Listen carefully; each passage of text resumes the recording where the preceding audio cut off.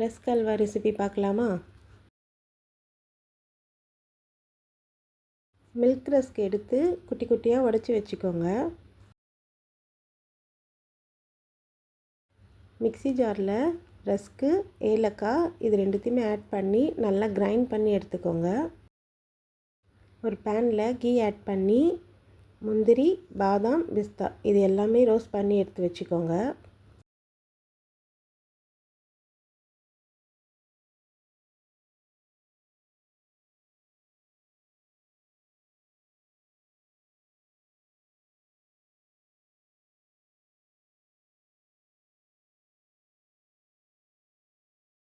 அதே கீயில் நம்ம கிரைண்ட் பண்ணி வச்சுருக்க ரஸ்க்கு பவுடர் ஆட் பண்ணி நல்லா மிக்ஸ் பண்ணி விட்டுருங்க. கூடவே ஒரு கப் பால் ஆட் பண்ணி நல்லா மிக்ஸ் பண்ணி விட்டுருங்க. நெக்ஸ்ட்டு 1/4 கப் சுகர் ஆட் பண்ணி நல்லா மிக்ஸ் பண்ணி விட்டுருங்க. சுகர் நல்லா மிக்ஸ் ஆனதுக்கப்புறம் 2 ஸ்பூன் மில்க் மெய்ட் ஆட் பண்ணிக்கோங்க.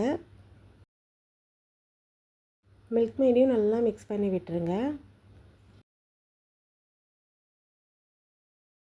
ஒரு ஸ்பூன் கீ ஆட் பண்ணிக்கோங்க. தேவைப்பட்டால் இன்னும் கூட ஆட் பண்ணிக்கோங்க.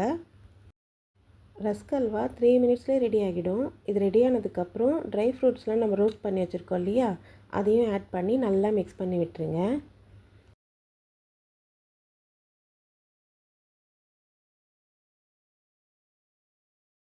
அவ்வளோதான், ரஸ்க் அல்வா ரெடி.